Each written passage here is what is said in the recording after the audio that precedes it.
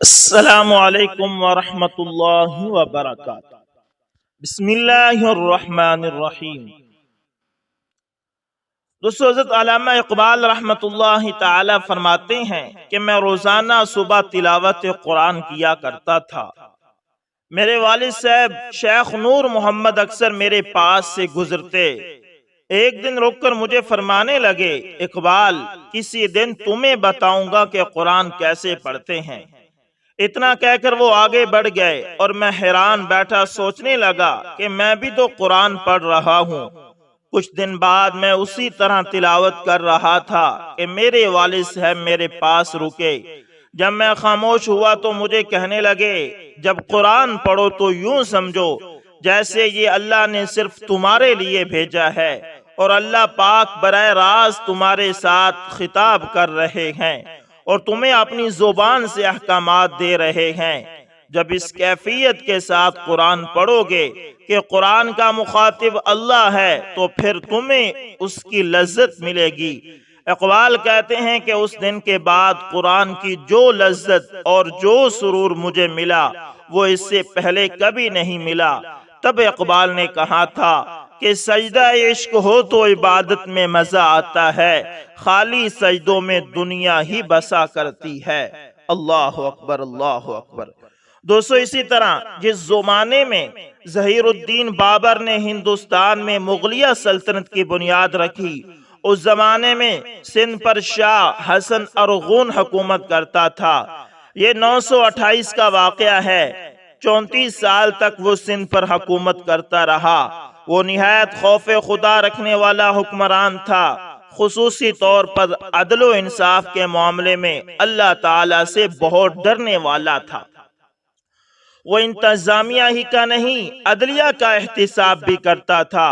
چنانچہ ایک مرتبہ عدلیہ کا احتساب کرنے کے لیے شاہ حسن نے ایک سوداگر سے فوجی گھوڑے خریدے اور اپنی سلطنت کے ایک خاص علاقے میں جا کر بیٹھ گیا۔ سوداگر نے گھوڑوں کے دام مانگے تو معلوم ہوا کہ معاملہ گڑبڑ ہے اور شاہ کی نیت خراب ہے اور وہ سوداگر کو رقم دینے کا ارادہ نہیں رکھتا۔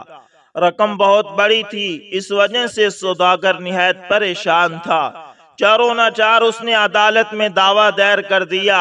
لوگوں نے بہت ڈرایا کہ حکومت کے خلاف دعویٰ دائر کرنے کے نتائج اچھے نہیں ہوں گے، اور وہ بھی صدر مملکت کے خلاف۔ لیکن سوداگر کے پاس اس کے سوا اور کوئی چارہ کار نہ تھا۔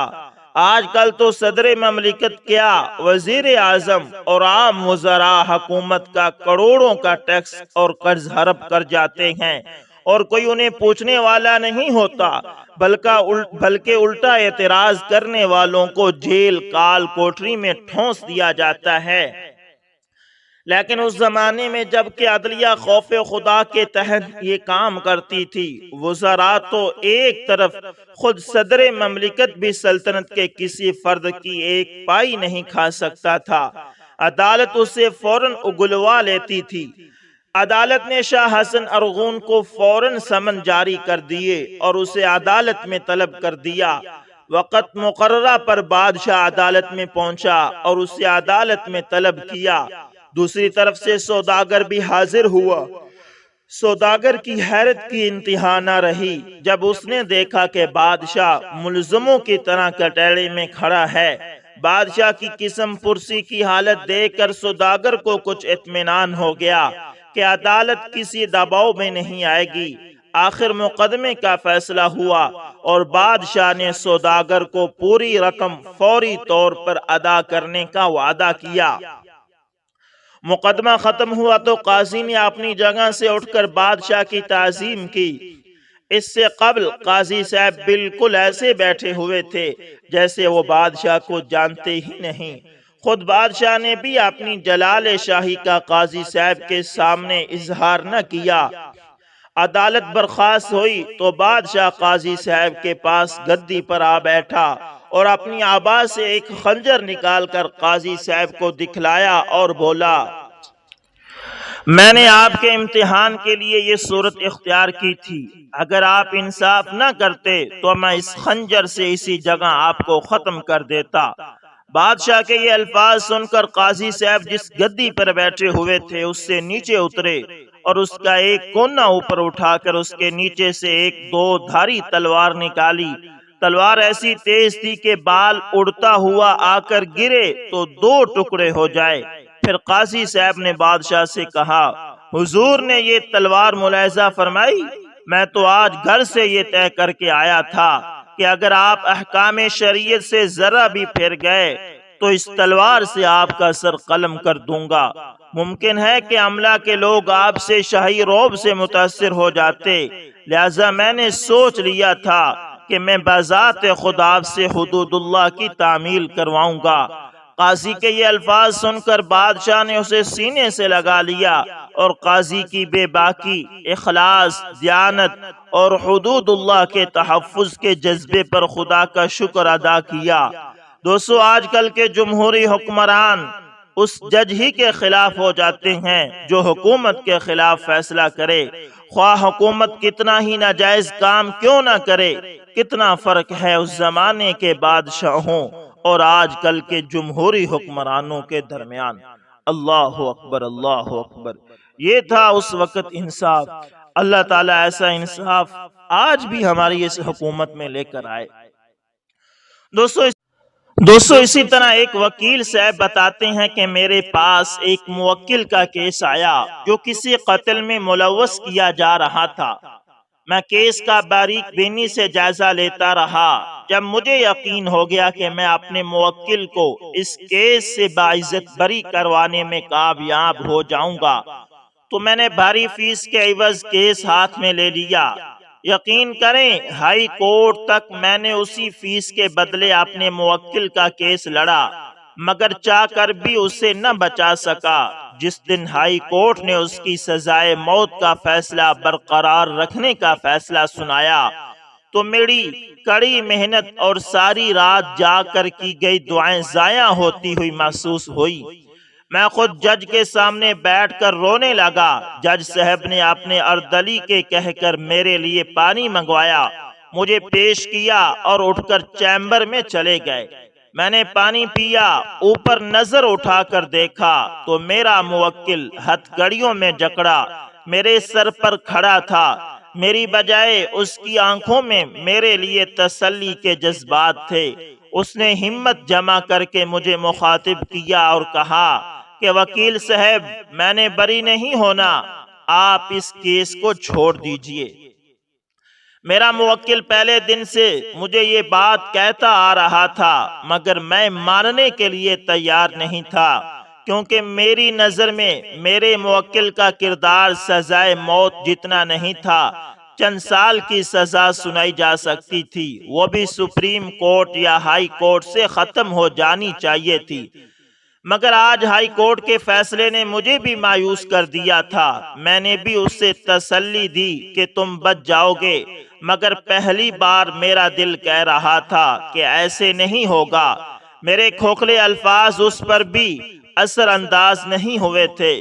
مجھے اسی حالت میں چھوڑ کر وہ آگے بڑھ گیا تھا۔ میں نے بھی اس کیس کو چھوڑنے کے لیے ذہن بنا لیا تھا اور جیل میں خصوصی ملاقات کے دوران میں نے اپنے موکل کو بتا دیا تھا کہ میں مزید اس کے لیے نہیں لڑ سکتا تھا، کیونکہ میں جتنی بھی تیاری کر کے جاتا تھا دوران بحث میرے منہ سے کوئی نہ کوئی ایسا لفظ نکل جاتا تھا کہ وہ میرے ہی موکل کے خلاف ثبوت بن جاتا تھا۔ میں نے اپنی غلطی تسلیم کرتے ہوئے معذرت کی اور نیک تمناؤں کا اظہار بھی کیا۔ میرے دماغ میں عرصہ دراز سے یہ سوال اٹھ رہا تھا کہ میرا موکل اس قدر نا امید کیوں تھا۔ مجھے یہ کیس کسی بھی طرح سال سے زائد چلتا ہوا نظر نہیں آ رہا تھا، مگر میرا موکل باضد تھا کہ وہ اس کیس سے نہیں بچ سکتا، اس لیے اس کو بچانے کی کوشش نہ کی جائے۔ میں نے ہمت کر کے الوداعی ملاقات میں یہ سوال اس سے پوچھ ہی لیا۔ اس نے جو جواب دیا آپ بھی اسی کی زبانی ملاحظہ فرمائیں۔ اس نے بتایا کہ میرا نام تاج ارزانی ہے اور میں سکردو کا رہائشی ہوں، مذہباً مسلمان ہوں، مگر سوائے چند بنیادی باتوں کے میرا مذہب سے دور دور تک واسطہ نہیں۔ میری شادی ایک انتہائی مذہبی لڑکی سے ہوئی تھی۔ نماز، روزے، تہجد اور قرآن پاک کی تلاوت کی پابند تھی۔ انتہائی با کردار اور سلجھی ہوئی تھی، مگر شادی کے چند سال بعد ہی وہ میری والدہ کی نظروں سے اتر گئی۔ میری والدہ نے مجھے مجبور کرنا شروع کر دیا کہ میں اسے طلاق دے دوں، مگر میرے پاس کوئی مناسب بہانہ نہیں تھا۔ میں نے والدہ صاحبہ سے کہا کہ کوئی وجہ یا موقع بنا تو میں ایسا ضرور کروں گا، یوں ہی بلا وجہ طلاق دینا میرے لیے ممکن نہیں۔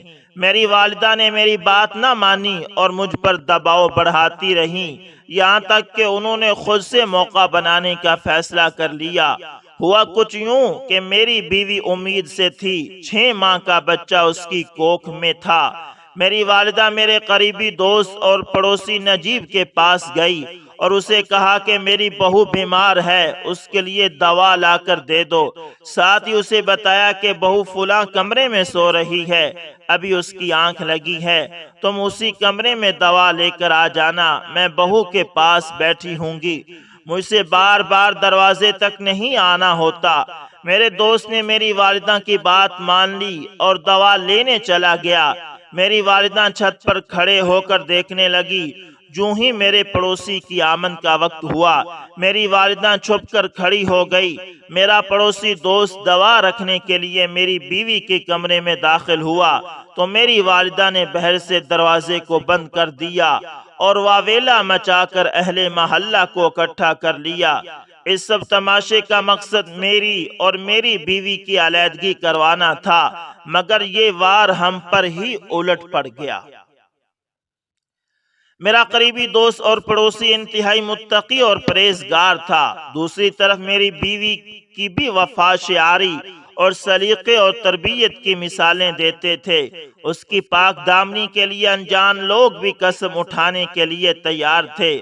جب اتنی بڑی تہمت لگانے کے باوجود میری ماں اپنے مقصد میں کامیاب نہ ہو سکی، میرے دوست نے قرآن پاک پر ہاتھ رکھ کر میری بیوی کو اپنی دین دنیا کی بہن تسلیم کر لیا۔ لوگوں کی نظر میں ہم ماں بیٹے کی رہی صحیح عزت بھی جاتی رہی، مگر لوگوں کے اس رویے نے ہم ماں بیٹے کو مزید تیش دلوا دی، اور لوگوں نے کہ میری بیوی نے اہل محلہ میں ہماری رہی صحیح عزت بھی نکال دی۔ میں نے بیوی کو طلاق دینے کا فیصلہ کر لیا، مگر اب میری والدہ کا انتقام طلاق سے ٹھنڈا ہونے والا نہیں تھا، لہذا انہوں نے مجھے طلاق کی صورت میں جہیز، زیور، گھر اور حق میری رقم دینے سے ڈرانا شروع کر دیا اور مشورہ دیا کہ اسے قتل کر دو، نہ رہے گا بانس نہ بجے گی بانسری۔ میں نے والدہ کی بات مان لی، کیونکہ طلاق کی صورت میں 70 لاکھ کے قریب مالیت میرے ہاتھ سے نکلنے والی تھی اور میں اسے جانے دینا نہیں چاہتا تھا۔ میں نماز ظہر کے وقت گھر واپس آیا اور تیز دھار کلہاڑی لے کر آیا، اپنے کمرے میں بیٹھ گیا۔ میری بیوی وضو کر کے آئی، مجھے دیکھا تو میرے لیے کھانا لینے کے لیے واپس مڑی تو اس کی نظر اپنے قرآن پاک پر پڑی جو اپنی جگہ کی بجائے کسی اور جگہ پر پڑا تھا۔ اس نے چوم کر سینے سے لگایا، اسے اپنی جگہ پر رکھا اور مجھے کھانا دینے کے لیے واپس مڑی تو میں نے انا للہ و انا الیہ راجعون، بدبخت کہتا ہے، تو میں نے کلہاڑی کا وار کر کے اس کا سر 2 ٹکڑے کر دیا۔ اس نے آخری بار پانی مانگا، مگر میں نے کہاں دینا تھا، البتہ وضو کے پانی کا قطرہ بہتے ہوئے اس کے چہرے پر سے ہو کر حلق میں جا گرا۔ اس کے ساتھ ہی اس نے کلمہ شہادت پڑھا اور جان آفرین کے سپرد کر دی۔ اس کے پیچھے چلنے والا کوئی نہیں۔ لوگوں کو ہم پر شک تھا، مگر حالات کو دیکھتے ہوئے کوئی بھی ہمارے خلاف نہ گیا۔ یوں ہم قانونی کارروائی سے تو تقریباً بچ ہی گئے۔ میں نے دوبارہ شادی کر لی۔ میری والدہ عبرتناک موت مر گئی۔ میری اولاد ہوئی۔ ایک عرصہ بعد میں کہیں سفر پر جا رہا تھا، انجان اشخاص سے لفٹ مانگی۔ لفٹ جو کار میں جاری تھی، انہوں نے مجھے لفٹ دے دی۔ وہ کرائے کے قاتل تھے۔ راستے میں پولیس نے گرفتار کر لیا۔ انہوں نے مجھے بھی اپنا ساتھی ظاہر کیا اور آج میں یہاں پہنچ گیا ہوں۔ میں نے خواب میں اکثر دیکھا ہے کہ میرے گلے میں پھندا ڈالا گیا ہے اور میری سابقہ بیوی کھڑی دیکھ رہی ہے۔ میں اس کیس میں بے قصور ضرور ہوں، مگر در حقیقت میں قاتل ہوں۔ خدا نے میری تدابیر کو مجھ پر الٹ دیا ہے اور میں موت کا منتظر ہوں۔ اپنے موکل کی بات سن کر میں سمجھ گیا کہ کیوں میری زبان پھسلتی تھی، کیوں میرے ہی دلائل میری موکل کے خلاف جاتے تھے۔ شاید تقدیر نے اس کی لگامیں کھینچ لی تھی۔ میں اب اس کے لیے فقط دعا ہی کر سکتا تھا۔ دعا دے کر اسے الوداع کہا اور گھر واپس آ گیا۔ انا للہ و انا الیہ راجعون۔ دوستو، ظالم کو اللہ ڈھیل ضرور دیتا ہے، لیکن جب اللہ تعالیٰ اس کی لگامیں کھینچتا ہے تو پھر اگلی پچھلی برابر کر دیتا ہے۔ اس بدبخت اور ظالم نے اپنی نیک اور پارسا بیوی پر ظلم کیا تھا، اور اس نے پھر اپنے آپ کو بے قصور بھی ٹھہروا لیا تھا۔ اور وہ ظالم ماں جس نے پاکیزہ، کیا کہوں، ایسی نیک عورت پر بے جا الزامات لگائے اور پھر اس کا قتل کروایا، پھر اللہ نے اس ظالم ماں کو بھی عبرتناک موت مارا۔ دوستو، کبھی بھی کسی پر ظلم نہ کریں، ظلم سے ڈریں، اور خاص کر اپنی بیوی پر۔ وہ صرف 2 الفاظ کے عوض ساری زندگی آپ کے نام کر دیتی ہے، ساری زندگی آپ کی خدمت کرتی ہے، نوکروں کی طرح آپ کا کام کرتی ہے، آپ کو محبت دیتی ہے، آپ کے بچوں کو سنبھالتی ہے، آپ کے کپڑے دھوتی ہے، وقت پر آپ کو کھانا دیتی ہے، آپ اگر لیٹ ہو جائیں تو آپ کا انتظار کرتی ہے۔ صرف 2 الفاظ کے عوض وہ ساری زندگی آپ کے نام کر دیتی ہے، اور آپ پھر جب ظالم بنتے ہیں نا تو پھر اللہ کو بہت غصہ آتا ہے۔ اس لیے ظلم تو ویسے ہی حرام ہے، کسی کے ساتھ نہیں کرنا چاہیے، چاہے جائے کہ اپنی بیوی کے ساتھ۔ تو آپ سے گزارش ہے کہ گھر والوں کے ساتھ اچھا سلوک کرے، ماں کے، باپ کے، بہن بھائیوں کے کہنے پر اپنی بیوی کے ساتھ کبھی ظلم نہ کریں، کبھی ظلم نہ کریں۔ آپ کسی کو بھی خوش نہیں کر سکتے، آپ اپنی ماں کو خوش نہیں کر سکتے، والد کو خوش نہیں کر سکتے، بہن بھائیوں کو خوش نہیں کر سکتے۔ ان کی خوشی کو دیکھتے ہوئے اگر آپ بیوی کو ذلیل کریں گے تو ہمیشہ کے لیے اللہ تعالیٰ کا غضب آپ خریدیں گے۔ اس لیے ہر ایک کا اپنا مقام ہے، ہر ایک کے اپنے حقوق ہیں۔ والدین کو اپنی جگہ پر رکھیں، بیوی کو اپنی جگہ پر رکھیں۔ بیوی کی وجہ سے والدین کے حقوق نہ کھائیں، والدین پر ظلم نہ کریں، بہن بھائیوں پر ظلم نہ کریں، اور ان کی وجہ سے اپنی بیوی پر ظلم نہ کریں۔ اپنے درمیان اور اپنے اندر دوستو ایک حقوق کا دائرہ بنائیں، جس کے اندر والدین کے علیحدہ حقوق ہوں، بہن بھائیوں کے علیحدہ اور بیوی کے علیحدہ ہوں، تاکہ کسی پر بھی ظلم نہ ہو، کیونکہ اللہ تعالیٰ ظلم برداشت نہیں کر سکتا، اللہ تعالیٰ ظلم برداشت کرتے ہی نہیں۔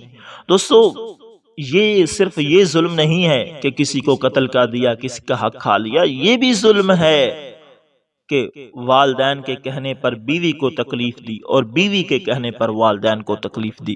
دوستو، امید کرتا ہوں ویڈیو اچھی لگی ہوگی، پسند آئے تو لائک شیئر کومنٹ لازمی کریں، اور اگر آپ ہمارے channel AS information T V پر نئے ہیں تو دوستو اس کو بھی لازمی سبسکرائب کرنا اور ساتھ میں بیل کے نشان کو دبانا نہ بھولنا، تاکہ ہر نئی ویڈیو کا نوٹیفیکیشن آپ لوگوں تک پہنچتا رہے۔ ملتے ہیں کسی نیکسٹ اچھی سی ویڈیو کے اندر، تب تک کے لیے اللہ حافظ، جزاکم اللہ۔